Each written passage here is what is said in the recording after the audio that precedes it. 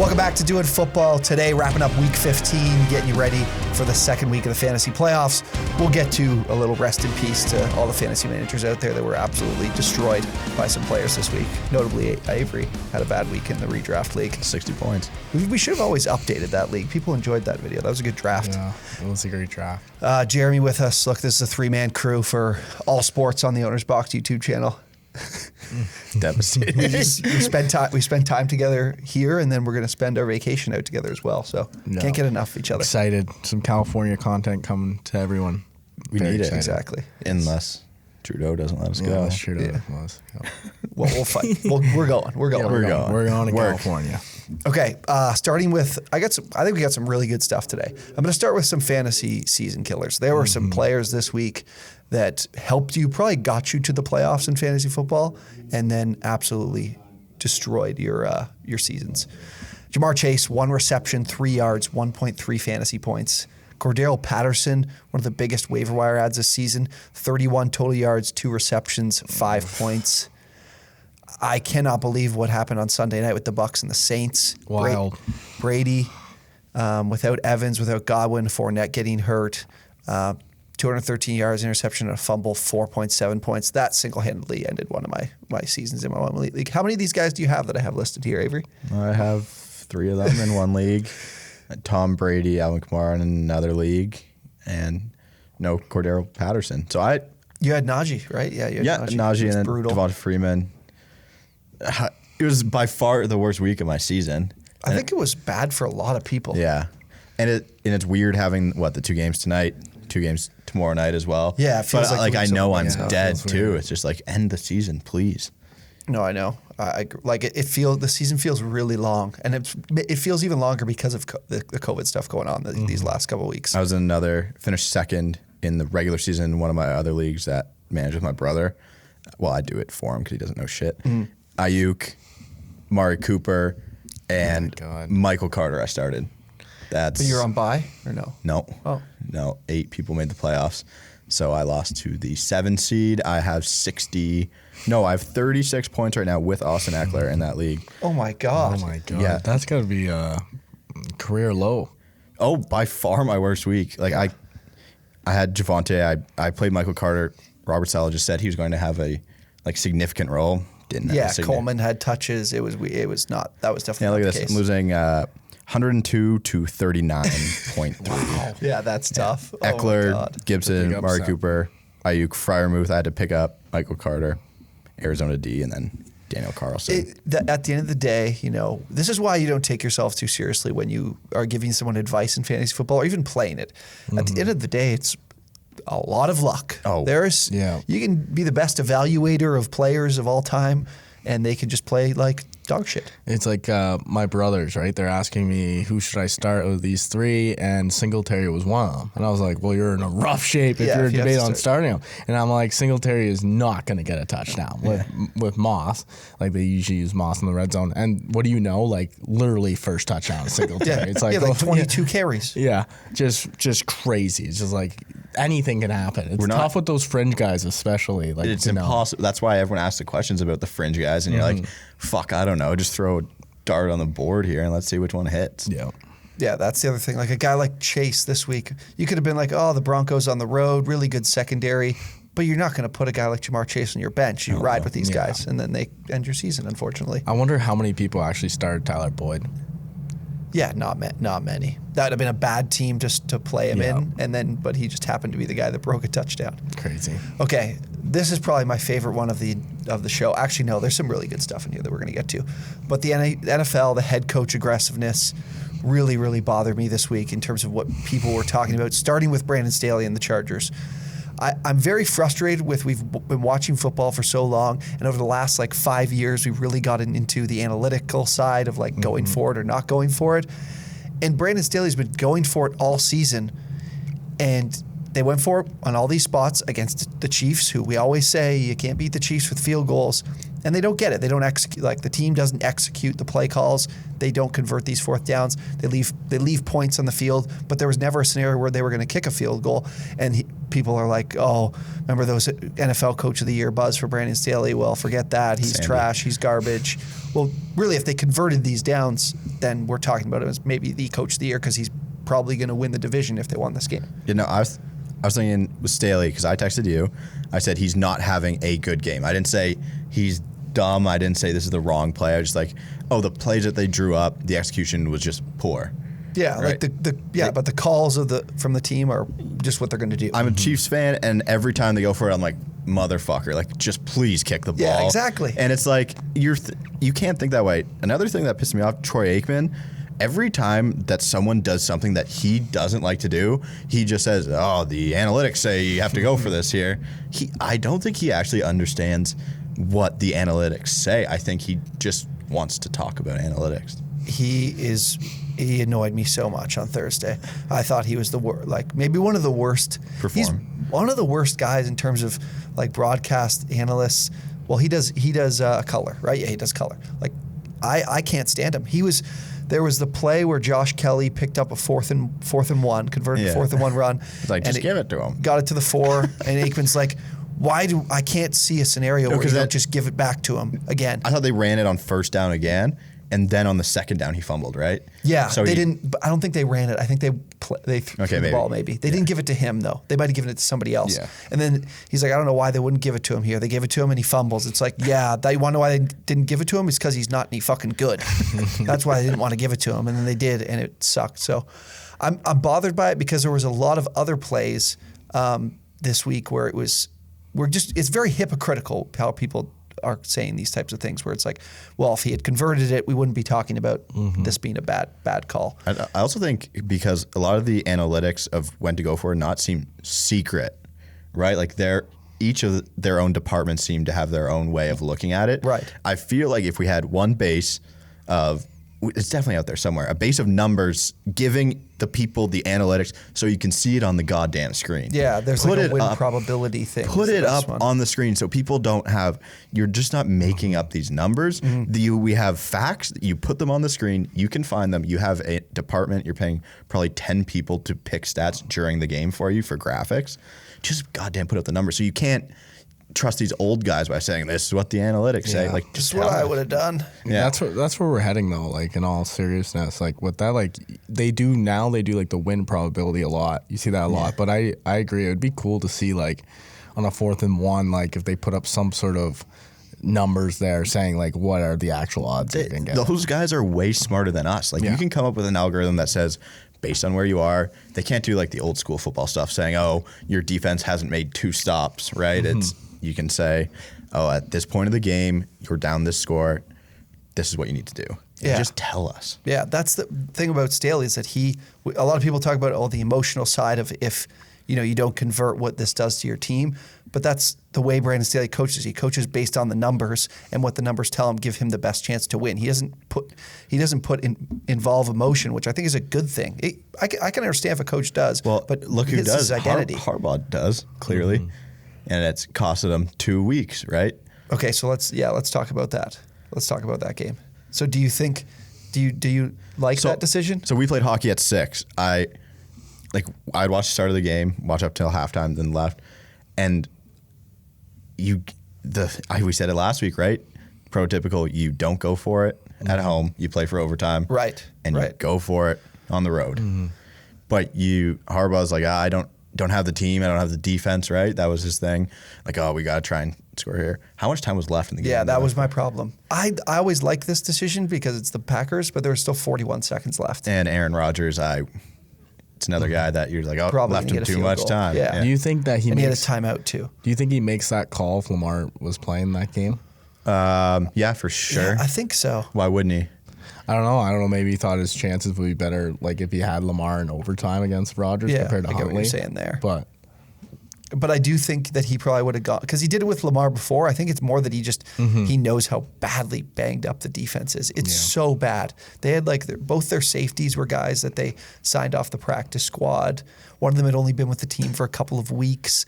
They lost Jimmy Smith, who's like a veteran guy who's probably lost a step, but they lost him too. They're down to like a complete practice squad in the secondary. So I can understand it, why he would be feeling like, oh, I got to go for this. But like you said, I think there was too much time on the clock anyways. Yeah. Did you guys watch the Colts Pats game? Yeah. I had two things that really bothered me from that game. So Belichick, they were down 13, right? And I think there was about 8 minutes or so left, and they had a fourth down. I can't remember what the distance was. It was a pretty good distance. But he decided to kick a field goal to turn the game from down 13 to down 10. And I thought that, I cannot believe no one was talking about how much of a boneheaded decision that was. What is, makes no sense. The fourth quarter, I don't really get it. You go from a 2-score game to a 2-score game. So, I mean, obviously it's a field goal instead of a touchdown, but it doesn't do it for me. You know the Twitter account where it says how bad of a decision it is to punt? I think, do they do that for field goals as well? Because I would assume someone, I would assume, to your point of getting things up on the screen in front of people, I don't know. Yeah, obviously it wasn't a great move by him. Kind of felt like he was out-coached all night. I'm legitimately, because they've had a great year, obviously, and he's done a great job, I'm legitimately worried that his decision-making throughout this year makes me think that they are going to lose a game because of how he has been coaching so conservatively.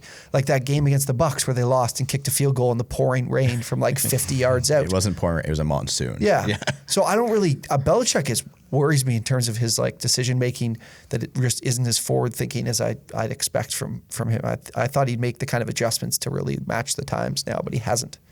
It's interesting. And he freaked out on the report. He didn't freak out, he was just like, classic Bill Belichick. Apparently he apologized today to the reporter saying, sorry for being short with you guys. It was just like really frustrating game. Oh, Mac was bad. Mac Jones was terrible in that first half. Oh my God.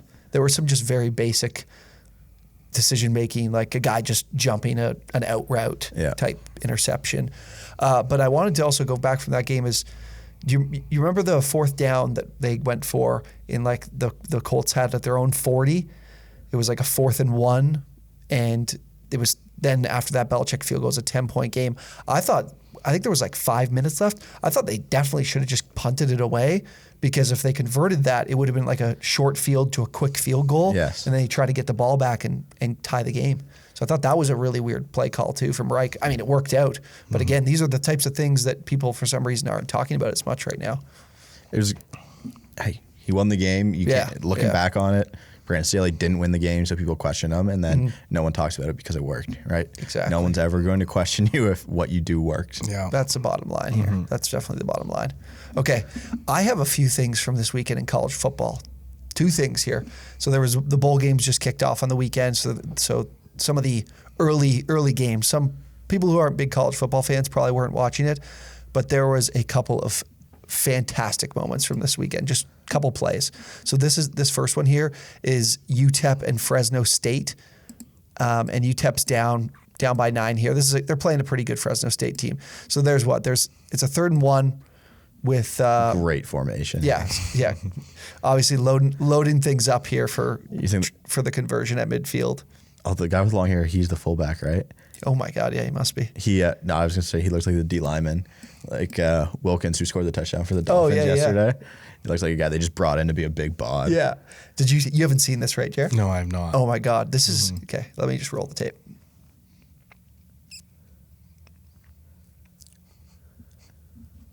I love college football, man. Fuck, such a good. Oh. This is one of those plays to me that is like, it's such an obviously good, like, because you think about it and everyone's just loading up, knowing exactly what's coming. I'm surprised it's been so long since I've seen something like this. It's such a good idea. Because you got to think about it. The linemen are going to go straight into each other, right? Yeah. The linebackers are going to crunch the box. They're going to try and get after the running back or stop the quarterback from sneaking through.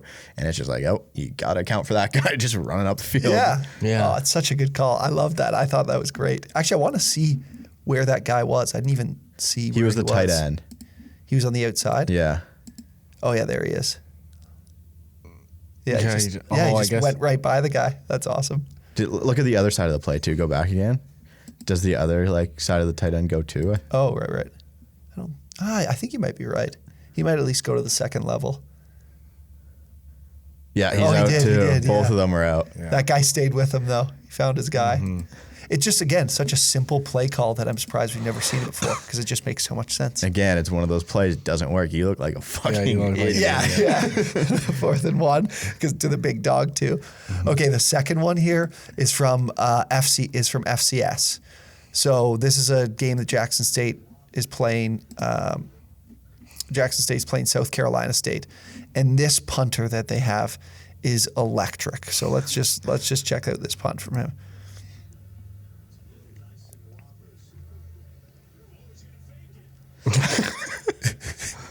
Watch this. Bombs it. Oh my This was almost God. a perfect kick. It literally just just, doesn't check. barely Oh. got past the into the end zone. Look at him now.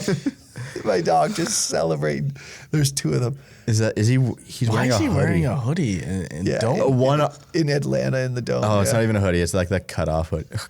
Again, I also want to side note to this though is that I actually think this is kind of an impressive thing because it seems if you're smart and you trust your guy, this is actually kind of smart because you can get way more yardage out of these punts. Yeah, that's true. I always thought the play where the receiving team just kind of runs back. I don't know why more often the punters just don't take it. Yeah, just and- start running and see what happens. If nothing But this happens, is, they punt it feels, because look how close these guys come to blocking Yeah. kick. Play this again. Yeah. Like, look how Yeah, close he that is. guy Yeah. is. If He tries almost to, hesitated. well, because the back or whatever hits him. If you play it again, if he tries to block the punt, he gets blocked. He thinks he's running, so he hits him.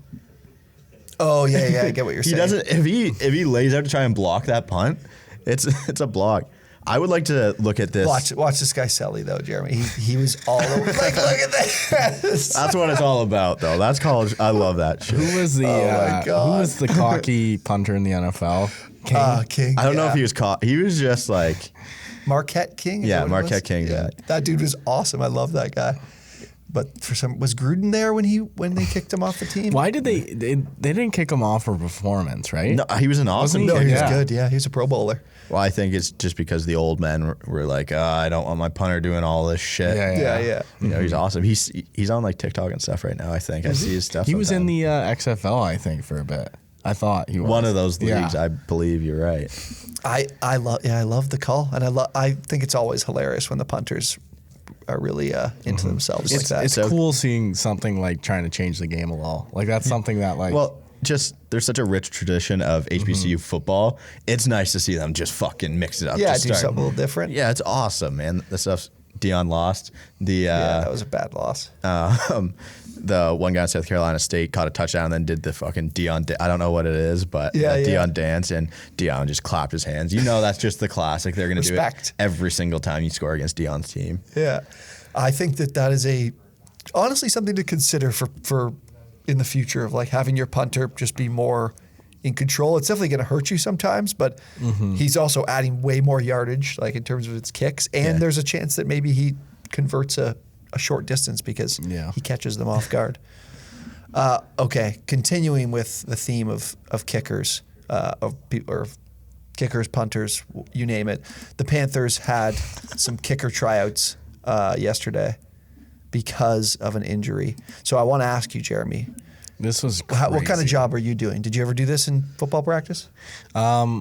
We we had a kicker, but like you would always try for fun, like try kicking, like because you're always like, oh, let's see how it is, like if it's easy or not. But it's actually not that easy.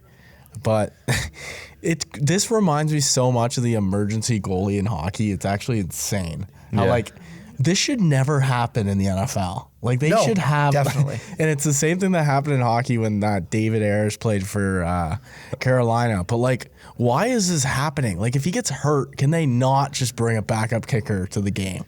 I know. Yeah, more of why like there should be an active roster at game time. Yeah, like right? that ruins the game, like for them. Yeah, they were going for 2 every time. Yeah. And it ruins the game for just the NFL in general because everyone who bought tickets now has to see a worse game. I don't know what's great. Like that part That's is hilarious. crazy. I wish the linemen started kicking. Yeah. I went to a game. PJ Walker kicked. I saw too. I went to a game, Browns, Patriots. Peyton Hillis was the running back. The kicker got hurt, and I'm pretty sure Wes Welker or Chad Johnson, was he on the Patriots at some point? One of them started kicking because the kicker got hurt as well. I saw them warming up. Just into the net? Into the net. They kicked in the game, I'm pretty sure. Oh, damn. I just can't believe that punters Can't were never kick. kickers That is- kind that- of thing. that is there's some of them actually- that were never kickers. This is actually insane. I don't like it. Actually makes zero sense. How could a player, like a wide receiver, go out and kick and try it over your punter? Yeah. That's definitely that's true. what makes it fucking crazy. Well, just think of this. If your punter's not comfortable and then he gets hurt, Yeah, your then you're whole fucked. thing is fucked. Yeah, if you can't, yeah, There had to have been a conversation between the coach and the That's what I the mean. punter. Yeah. There's you. Oh, yeah. And Definitely. he's just like, man, I'm not comfortable. And the coach is gonna be like, what the fuck am I supposed Right, to I guess do? the a complete- hamstrings yeah, and the it's a groins. completely You different- don't want It's to do emotion. damage. That's what I think. But I agree though. If you don't have a punter, you are fucked. That game is over. You don't have a punter and kicker. Yeah, I think it's easier to find someone who Right. can punt though, right? Yeah, probably. I mean, it won't go far. Yeah, because you pooch kick with the kick. How much would you have quarterback sometimes. to? I was about to say the dumbest shit of all time. I just realized it's dumb as fuck. How much extra would you have to pay your quarterback to just throw interceptions as punts on fourth down? Do you think? Just be like, hey, you have to. But I was like, But if then you're they would the just kicker drop return, it. you just drop it. Yeah. Yeah. I was like, oh, that's dumb as fuck. You just take sure. it where the ball's back. Fourth down. Fourth and 20, you get fucking Cam. Not a good one, You not a just good throw it. He'd throw it 31 yards in the air because that's how far he can throw it right now. And then the deep man just catches the ball. So this is a good question now that I think about it, because if, let's say, how many times, because let's say nobody has any game film, right? Nobody saw you before and you were doing this. How many times do you think on fourth down, if you did it, let's say 4 times, how many times do you think the other team catches it because the guy wants to pad his stats and kind of forgets what's going on? I think one time. One time? You get one time Yeah. because back there you'd have usually a receiver, not like a corner. You're not thinking about. Right. He's not like, oh, I'm Yeah. going to get a pick here. Because if you, I think about it as if they never saw you play, no game film. I think the first time you did it, they might catch it the Yeah. majority of the time. I don't want to. Maybe they'd process it and be like, I can't You'd catch hope this. that I can't catch this. you'd hope that it would go through someone's head. But still, Brady very used funny. to do like the pooch kicks a couple times too. I don't know why. There was I think it was UNLV a year or two ago that the guy would basically just be their punter as well. Yeah. Well, I was saying earlier, I don't know if this is about the same thing, but you go to a 2A school in Iowa, and their quarterback is punting, he's place kicking, he's playing linebacker. It's like all the same thing. Right? All the positions, and all those like high schools that aren't, IMG, like we had said earlier. Those schools I think would have their punter. kicker also punt. Yeah. Yeah, for sure. The kicker and punter talk brings me to an interesting question. What job would you rather have, a punter or kicker?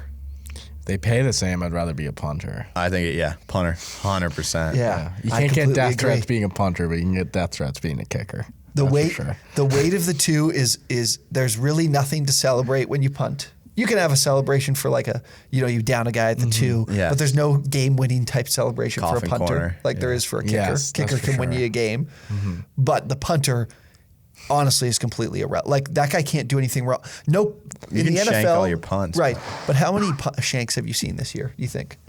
Like 4, maybe. maybe. So you're rarely ever making a mistake. And half of them were in that Bills-Patriots game, most likely. And they weren't even shanks. They were just in the wind. Yeah, that was just into the wind. The punter never makes a mistake because if it gets blocked, you're like, oh, well, It wasn't my It fault. wasn't his fault. Like Yeah. they just got a block for him. So It's there's just really shanks. no wrong. The to be only done. embarrassing thing is shanking the ball. Yeah, and that just doesn't happen very often in the NFL. No, kicker, there is so much. Man, if you know your kicker's name, like if you know other kickers' names like really well and you don't really watch the sport, it's a bad thing. Like Cody Parkey, right? It's like being the referee. You don't want to Yeah. know the referee's name because he's usually not doing a good job. Yeah. That's why. That's for sure. You know Justin Tucker's name because he's one of the best. Yep. Also, you don't want to be a kicker because you don't want to have a guy like Urban Meyer kicking you at practice and Yeah. saying, make your fucking kicks. What did he say? Make your fucking kicks, dipshit. That's what he said. That's really funny. You don't have to worry about that That's actually awesome. all the time. I cannot believe How that much that's more? true. How much more money? Another money thing. Would it take for you to be a kicker if you had like a full-time punting job? It's like, okay, I can go back to punting, but they're going to give me this my God. bonus, and I become the kicker. It has to be at least $1 million a year, right? Wouldn't do it. Honestly, think yeah. I'd do it. If you asked a punter that, I feel like they'd be like, it'd have to be a significant amount because they're like, I know I'm making good money. Mm-hmm. My job feels pretty secure. I got to play golf during training camp. Yeah, I basically sit on the sidelines for like every practice. They call out the special teams for like a little bit of work and that's it. Yeah. That's a really good question because I do not think that many guys would do it. I don't think It'd be many sizable. punters. We need Pat McAfee on the show. If everyone has a hookup, let him know. We'll interview him. Yeah, we'll get him on. I would assume that punters' careers are shorter than kickers. I'm pretty confident in saying that, but On what basis? on the basis that I think a punter has to be more athletic than a kicker. I'd agree. They're using their like that, get the fucking their leg way up to their chin. Yeah. Definitely flexible. Are Definitely. you that flexible? You think, Jared? Fuck no. That's the only thing. I think I could be a kicker, but I couldn't be a punter. How flexible they are. That leg is The problem coming is, up. you could punt though. Think about when you're in Yeah, recess they and you could guys are punt, like, right. you ever in recess playing football and it's like fourth down. Usually you guys on fourth down you just always go for it, but then the one time you're like, oh, big brain move, I'm gonna punt it instead. Oh, those are some of the best days. Some good. You ever? I mean, I have size 8.5 feet, so it might be hard for me to punt or kick. To be completely honest, Have you? You've definitely punted. You've definitely punted. The I've ball at definitely tried recess, though, punting. right? It feels like my foot's about to break every time I Yeah. punt. I Kicking feels like sometimes that, get in the rabbit hole of these Coles kicking camps. It's like a high school thing, and just watching them. I really like watching the long snappers do their like head to head. They have this little. It's like a strike zone kind of, and they just snap. I don't know how long you're supposed to snap long snap. If you want to be a degenerate, watch those high school kids kick the ball. It is unbelievable how fucking high, how much hang time they have on those things. Coles kicking game, KOHL. Awesome stuff. Interesting. You'd hate it. Sponsored I by don't know if that Coles. Is sounds that fun. why? Yeah. Okay. I'm so confused why they called it that. Okay, this next one here, I don't know how relevant it's going to be for you two because you guys, Avery said he didn't watch the game last night. No. I honestly thought that last night was Bountygate 2 from the Saints. They took Godwin out because of an incredibly low tackle. They took Fournette out from an incredibly low tackle. I saw a ball that Gronk barely dropped, but the DB, the safety that was coming down was all knees, like headed for his knees, and he had to jump him and get out of the way. I could tell he realized like, oh fuck, he's about to take out my kneecap here. People forget that Sean Payton was suspended for Bountygate 1. It wasn't all. We talked about this last week, right? Because of the Sean Payton movie, Kevin James. I was like, We talked about this, but not on the show. No, yeah. Yeah. You and I just sitting at our desk. And it was the Kevin James movie. It's like, was he suspended for that shit too? All time. Who was it? Greg Williams? Why the Yeah, hell Greg would Sean Williams. Payton agree to that movie then? I don't think he really. I'm pretty sure he. This has nothing to do with Bountygate, but the movie is one of the most outrageous looking things I've ever seen. And you think Kevin James is a good actor? I don't know who says told you he that. isn't? I mean, he's a pretty good goddamn actor. He's pretty funny. It's just like weird him. that he's playing Sean Payton in a kind of comedy role when really it was kind of serious when he got suspended. Yeah, this is definitely gonna be a serious movie. No, You think? no, it's like dead. It's like a comedy. I don't know why he agreed. Yeah, it's like a comedy. No, it's a comedy. It's not like a documentary. It's not like serious. It's not like Wait, but isn't it about Bountygate? No. It's the No, year, it's talking about the year between Bountygate and the year that he was suspended. They made like a fake movie around him being like coaching some like 8-year-old team. Are you fucking kidding me? No, it is awful. That's what this is about? Yes, yeah. No, there's kids like farting and in the trailer. There's a trailer? Yeah, you gotta watch it, Tina. You gotta watch. Okay, I gotta turn this on now. What? Yeah, it is. What's this movie wild. called then? To be As honest, if this isn't about Bountygate. Oh, I thought this brother. was about Bountygate. No, sir. it is a comedy. I mean, you should have known that when they said Kevin James was playing. Well, I noted get that. serious actor. No, Kevin I fucking know James. he's not a serious actor. Okay, plays Sean Payton. Movie. Movie trailer. I forget what the movie's called. Who cares what the movie's called? as if No, Sean Payton is going to be made a mockery of in his home team. Home team. It's a Netflix movie. Oh, yeah, we'll dude. throw this puppy Horrendous. on. Like Where's Rob my Schneider. notes here? Yeah, no, Tina, like, you are going to hate Oh the my shit out of God, this. you're gonna I gotta hate take the this. headphone off. Yeah, you're good. Oh God.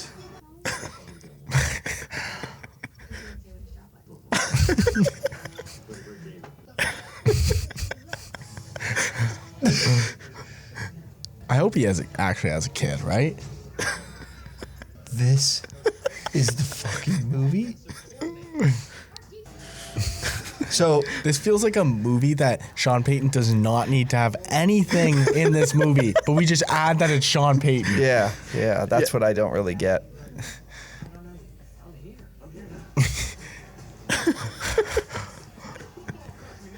and just the stereotype that every kid hates their dad that's like a football coach and spends a lot of time away from home. This guy's, of course, in the movie. Same guy from what's it called? That's not Rob Schneider, is it? Yeah. No, we don't know. Yeah. We don't know our actors. I don't.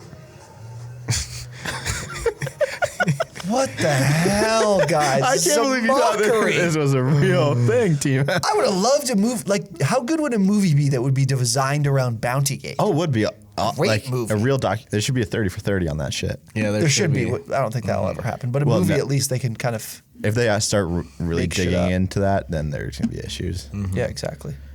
My God. I'm sorry that we got off topic yeah. as we do. The Kurt Warner movie also looks fucking horrible. I haven't seen that. I mean, his story's really cool. So I Yeah, haven't no, seen but the trailer, movie, though. Oh, they make it like a joke again, almost. I'm pretty sure. Yeah, they spice it up. I'm pretty sure. Wow. I'm disappointed. Yeah. Kevin James is also playing a role that seems like his like character's not joking around much at all. That's what I kind of get from that trailer, at least. Yeah, it's like, I don't know. That's a movie, Jeremy. That's a movie you would love. That's a movie I'd watch, even if Sean Payton wasn't even involved with it. Yeah. Like if It's it was on just Kevin Netflix. We'll James. watch it. We'll watch it for sure. We'll definitely watch it. But again, I wish we could go to the Did you theater. guys watching the game when Godwin gets hit low? Did you guys hear what the announcer said? Yeah, Like, he said- I'm gonna save my thoughts till after break, and then after break nothing was said. He had to call himself. Collinsworth said it was like he's like this was hitting a defenseless receiver. Okay, Like he's okay. like he basically what I thought was very screwed up was that he said I've talked to players and they've said that they'd rather their knees be protected than their head, which almost kind of makes sense in football. Those guys don't really give a shit about CTE. They care more about being able to play the next down or be able to, if they have a knee blown up, they're never going to play again. They just whatever can keep them on the field. A helmet to the knee at full speed. Fuck. Oh yeah, God, horrendous. horrible. Godwin's out for the rest of the regular season too. So That's a tough loss for them. what do you think though? It does make sense. What? That the players would be like, oh, come for our heads, not our knees. Oh yeah. I was thinking if we're talking about Bountygate again, actually the players hate each other in this matchup. It's like fuck these guys. Yeah, they do hate each other. the It's like, Saints Bucks thing is You don't crazy. need a coach to tell them to do this in this situation. Divisional matchup. I don't know. Well, Bountygate- think about it. Hey, fellas, the only way we're going to win this game is if we take out all the good players. I think they just know that themselves. Like think about you playing, like us playing sports. I think they're trained to that because they put on a Saints uniform. Fair. Yeah. No, it's ingrained in them for sure from day one. Greg Williams, his impact still hasn't left the team. Not at all. That's bad. Okay, two more things. Before we get to the preview for the rest of Week 15, we're going to try out a new segment here. Okay, it's going to be a worst of all time draft. And the theme is the worst of all time first round quarterbacks since 2010. Building the worst. Yeah, sorry. Yeah, that's how I took it. Building the worst quarterback room. So you get three QBs. How are we going to choose the order? I don't want to go first. I really want to go first. Okay, we'll start with Jeremy. That makes sense. We don't get too crazy. Okay, so again, this is building the worst quarterback room with only first round quarterback picks since 2010. Okay. Jeremy, who are you taking first overall? So, oh man, God, I love this. I love drafting like this, but I'm gonna go Johnny Manziel. Motherfucker. Okay, I'm good. I'm still safe. I was trying to play it cool, but man, like, first of all, just this guy is a freaking cancer to anything he touches. Yeah. He's a party animal. And he was bad at football. Like, he was really bad. So it's a great pick. In the NFL, he was bad. Yes, Boys. and he's talked about a lot. And in the voting process, I think I get a lot of votes here just because of his name value. It is good name value at 1. So I think Johnny Manziel at 1 is a no-brainer here. Fellas, there are some stories that I've heard about Johnny Manziel that I don't feel comfortable telling all of them because I did work for the Hamilton Tiger Cats where Johnny Manziel spent some time in the CFL. So I won't tell all the stories I know, but one that I certainly know is that during his time there, when he was not the starter, if you guys know anything about the Ticats, Jeremiah Masoli was also there. He went to Oregon. He was a good player. He was the starter, and Manziel was on the bench, and he would legit show up to the facility during the week and not leave the locker room. Just to make sure he would get paid, he would be there, but he would not step onto the practice field. That dude was a complete and utter cancer everywhere he went. I still follow him on Instagram. I like to see the partying pictures. Yeah, he was on that Barstool podcast lately, right? Was that a couple months ago? No, that was years ago. Holy shit! it's been I a don't know while. what I was looking A long at. time ago. But yeah, Johnny Manziel That was my did not 1-1 work too. out. Fuck. Because again, we're building a terrible quarterback. Yeah. room. I'm feeling terrible quarterback. So again, I want to keep in mind I'm building a really bad quarterback room. So it's not always about how they played on the field. correct. I want bad chemistry in the room too. we don't want to pick the no names, you know, like. So my pick, my 1-1 was Johnny Manziel, 100%. I'm a little worried here. We're doing Snake, right? Yeah. Yeah. Okay. I'm a little worried about what Avery. No, you know what? I'm gonna take the chance here that I could get my guy coming back because I'm worried that Avery takes him. I'm taking Tim Tebow. Motherfucker. I'm taking Tim Tebow. I had an all-time crew about to be assembled. I know. really wanted Manziel. I'm worried what Tebow. Avery has next. He might take the guy that I have next. So I'm taking Tim Tebow because, again, this is our raw guy. This is Mr. Positivity. He's so positive that he's going to make the other guys around him hate him. But, and then we can't forget, Avery showed me this video maybe last week of a practice clip of him throwing a complete and utter duck to the sideline. It was maybe the worst throw.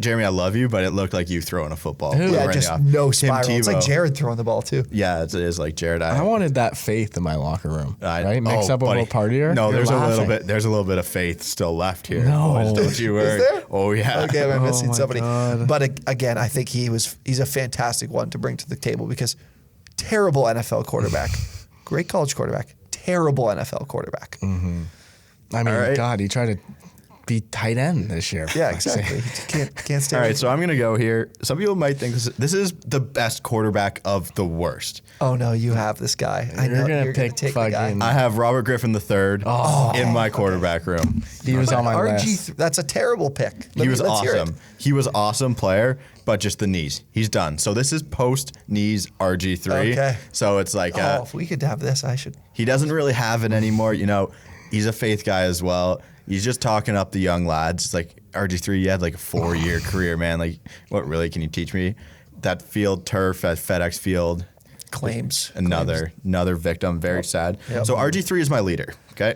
Number 1. And coming in at number 2, we have a guy who's older than RG3. Brandon Whedon is my second guy. Oh, that's a good pick. Yeah, That's a he good was pick. on my list. Okay, so Brandon Whedon played pro baseball, right?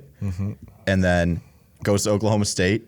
He is 27 years old when he gets drafted or something crazy like that. So young RG3 telling old Brandon Whedon what to do. All-time dynamic, and I want Yeah, that in my that's room. true. So those are my 2 right now, and see if I can finish it up with something nice on the way back. I kind of like that. That's good. That's true. I forgot about Whedon being that old. Okay, again, this is all about building terrible culture in my quarterback room. These guys get together to watch film. It just doesn't blend well. So my number 2 pick is Dwayne Haskins. Okay? I was Tim thinking- Tebow, God damn. Dwayne Haskins. Dwayne Haskins ripping it up at the club, getting out on the town, celebrating, and letting the fellas know how good he was when he threw for 300 yards in the game they lost. You know Tim Tebow's not going to like that. These two don't blend well together. I like Dwayne Haskins. My as- dream start was Tebow Haskins. I'm not gonna lie, that was my dream. My start. dream star was Tebow Manziel. Mine was Or Manziel yeah, Tebow. Tebow Manziel was my dream start too. I was really hoping for that, and then RG3 was gonna. But you guys took all my picks. Well, that's why when I told you I had 11 guys possibly here, you're like 11 people. I didn't was do like, that. We're all I gonna. didn't do that. Fellas, if I get my last one, this will be the all-time worst trio that you can possibly think of in terms of guys, like chemistry-wise. So I'm Yeah. excited to get back on. I feel good though here. My 3rd pick, you guys might think I'm crazy, but I'm really debating on picking him. So I'm gonna think, okay, who is the worst? Who's gonna be the worst at talking to Manziel? I think it's Josh Rosen. Nice. Fuck, I like Jeremy. that. No. I wanted him think to. So good. I still I feel like he's a little bit of a nerd. But that guy fucks. Remember he had the hot tub in his dorm room? Oh, at yeah, I UCLA? forgot about that. But he's definitely still so quiet. That does not matter. Yeah, that's what I'm I'm banking on that he's like, I hope he's on par here, or else these two are gonna freaking be amazing together. I really hope he's on par here. Be great together. Yeah. Now, the Josh Rosen picture on the Bucks week 1 last year when there was no fans, I think Bucks and Saints, and he was just sitting in the crowd. You tweeted that picture, one of our best. Yes, that's exactly the picture I was thinking of. And he's just sitting there and he looks fucking miserable. Yeah. So what's your quarterback room? So I have Josh Rosen, Johnny Manziel, and last, man, like, I know you said I can't pick Blake Bortles because he's actually pretty good at football, but I really wanted to take Blake Bortles. That is an all-time room you got there. I think I'm going to go Blake Bortles here because, like, right now he's washed up. He's bald again. Yeah, he's bald again. I think that, like, these three together is a couple big heads bashing here, and it would be just horrendous trying to see these guys actually put up a good football game. I think the Boat and Johnny Manziel would hate each other for sure. Oh yeah, for sure. I think they're so similar they'd hate each other. I feel like Bortles would think that Manziel was immature as fuck. That's what would happen. Yeah. I don't think they're. I get why you're thinking they're alike because they're both pretty like chill. Yeah. But I also think Bortles would not like him. Damn it. Okay. I don't know what to do for my last guy now. I don't know what to do. There's some good options, but nothing compares to Josh Rosen. A trio of Tebow, Haskins, and Rosen would be horrid. I'm starting to think I'm building maybe the best team here. I did this wrong. Damn it. Okay. I think I might just go with someone who just isn't good. Yeah. I think that's the best way to do it here because I don't have the personality I wanted in Josh Rosen. I'm going to go Jake Locker. That guy never was a backup. I don't know where he is anymore. Jake Locker. So my trio is. I don't know much about Jake Locker. He was Washington, right? He played University Washington. Oh yeah, yes, you're right. I'm going with, again, like I said, I'm going Tim Tebow, Dwayne Haskins, Jake Locker. That is all. I don't know much about. I wish I knew more about Jake Locker. I don't either. Haskins-Tebow combo is great. It's fucking awesome. If I had Manziel. Would you have taken Tebow if Jeremy took someone else and I took? Oh hell yeah, you have to take Tebow. Yeah, All right. So I'm between two here. I'm going to just a weird mix of people. I'm taking Mitch Trubisky here. Why? It was him or Paxton Lynch. Paxton Lynch was my consideration. Okay. Yeah, I think I took two good quarterbacks here, which is my issue. But the Trubisky, Robert Griffin, Brandon Weeden combo just seems very odd to me. Trubisky's like we listened to his interview, PMT, actually a very likable guy. Robert Griffin, kind of likable. He's doing some of the commentating stuff. It's just, there's no star power. RG3, star power. No one else is very good on my team. Yeah. All right, I like what we done there. I'll go, RG3, Brandon Weeden, Mitch Trubisky. That was great. I'm going to say that Jeremy did a really, really good job. Who did you have? You had Manziel, Rosen, and who was the other one? And Bortles. And Bortles, yeah. That is a fucking Bortles is like room. Bortles is tough to take. It's like, but like if you look at where he is now, it's just hilarious how he's like when everyone needs an emergency backup, they call him up to fucking try out for the Packers. Only the Packers do that. Wait, didn't the Broncos do that to him though? He was there for a bit. The Broncos did. Yeah, they did. You're right. I think Avery has the room that would probably be the most normal watching film of the three. Yeah. Yours would be the most normal. Yeah, So I could see those guys getting along. I could not see Josh Rosen, Johnny Manziel, and Blake Bortles. I don't know how much football is being discussed in that room. Maybe none. Because I don't think that Rosen's it's been admitted that he's not even that much of a football guy. I remember from his time at UCLA when he went to the draft. I'm surprised. Love the game as much. Sam Darnold, I thought about putting in here. Oh wow! And then I had EJ Manuel. I just don't know much. I had him there. I was like gonna say like he could coach the boys or something. EJ, he was the one that got punched. Or no, that was that Gino that got punched in the face? Gino, yeah. Because that was the Jets, right? Not the Bills. Yeah, exactly. Okay, well that was a great segment. That was fun. Thoroughly enjoyed that. Well, we got to pop those up. We're gonna pop those up on the Twitter account. Oh yeah. We got to clip that too. Well, that's got to be on the screen at some point here, Ed. Okay, so let's preview the rest of Week 15 because there's still like 4 games left on the week. Raiders and Browns. We know that Mullins is playing. The Raiders are now back to favorites from the time I put this on the board. I would expect the Raiders to win. It's honestly every coach this year is when a guy has gone on the COVID list, like tested positive, they've never really been willing to play them that much. Like Gaskin this week, for example. Duke Johnson had all the touches, had 2 touchdowns, pissed me off. But so I don't know how what kind of shape the Browns are in. Even on the road, I think I like the Raiders. I like the Raiders here too. Yeah, I like the Raiders here too. But if it feels square, Yeah, it almost does. well, the Browns have no one, right? Yeah, It feels like it. Yeah, it feels like it. So if Nick Mullins, who's a okay backup to me, pulls this one out, that'd be a huge win. The Browns need this game so badly. The Raiders' season's kind of on the line in this game. The Browns could maybe get in if they were to lose this game, but I think anyone who loses, I think 7 losses for the Browns or Raiders puts them out because I think they're pretty well behind in terms of tiebreakers because there's a shitload of teams tied right now at 8-6. Yeah. Vikings Bears. This is another one tonight. Vikings -6.5 at the Bears. The over/under is 45. I love the Bears. I love the Bears too. Like money line, I love the Bears. The Bears and Vikings. I think traditionally a lot of people might think good defenses. I love the over too. These defenses are terrible. Both of these defenses are really bad. I think Montgomery has a big game. I really love the Bears. Yeah, I think I like the Bears. Jer? I don't know. I think the Bears I think the Vikings are a better team here. I think that. So why do you like the Bears? You like them in the spot or at home or? I think They started to play a little bit better. I think it's a lot of it's being at home. Yeah, Home in the 6.5 division points too. is a lot in the division at home. Yeah, but I get what you're saying too with the Vikings because Kirk Cousins is sneaky. Like, been I'd agree with you. I think MVP candidate. I think the Vikings are a better team. I don't think anyone really disagrees with that. But when we're gambling, you don't always play your best game. Yeah, I agree. I like the over in the Bears a lot. I think if you guys are building the lineup, I don't know what Montgomery's price is this week, but on OwnersBox, I would love playing Montgomery. If you played the Monday only slate or even the Monday through Tuesday slate, I really like Montgomery. The football team at the Eagles, this is a huge game on Tuesday. This is another one with the COVID issues obviously pushing to Tuesday. The Eagles are 6.5. It's really all Washington dealing with COVID. I think they lost Brandon Sheriff today. They're without Heineke. Yeah. Is that right? I thought so. Okay. I don't even know. With the delay, I thought it would open up the window for some of these guys.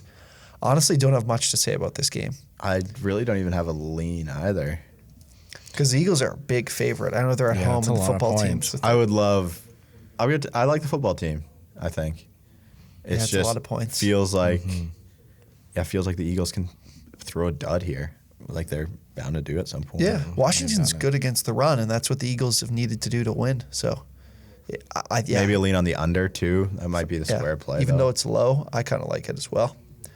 Seahawks Rams as well on Tuesday night. We're getting a nice feast of football here. The COVID stuff sucks, but it's also nice to be watching football on Tuesday. Yeah. My Christmas shopping and my girlfriend and I are not going to like it, but that's okay.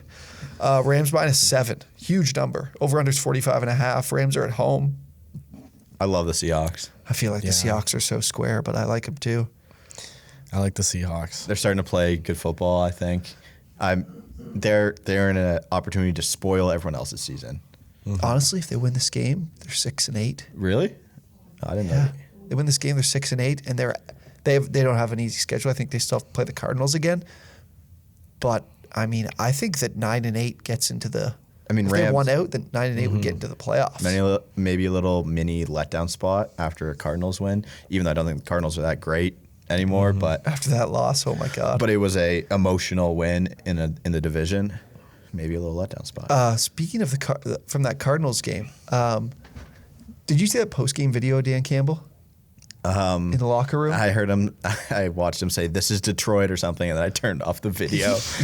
He hugged a lady and picked her up. I think that might have been. I don't want to be off base here, but I honestly thought that might have been the lady that owns Ford. Oh, very good chance. And he had her in the air in the locker room celebrating the win. That's how you win someone over. I also not sure how much I like a team celebrating a win that much when they got their second win of the season. I know it's a big win against a good team, but I mean, you're still a really bad team. And quite frankly, you kind of want to keep losing. I don't know. Your coach is always telling you to keep playing, right? And if he's not going to be excited, why should you get excited? Yeah, so I'm fine with it. That's fair. All right. Well, that wraps things up for week 15. Again, go check out on OwnersBox. We do have a full Monday only contest, Tuesday only contest, and then we have Monday and Tuesday. So get in there. Free entry, as always, with promo code Drew9 if you aren't already. And then if you deposit, we actually are going to give you $25 for free. And we will see you guys next week.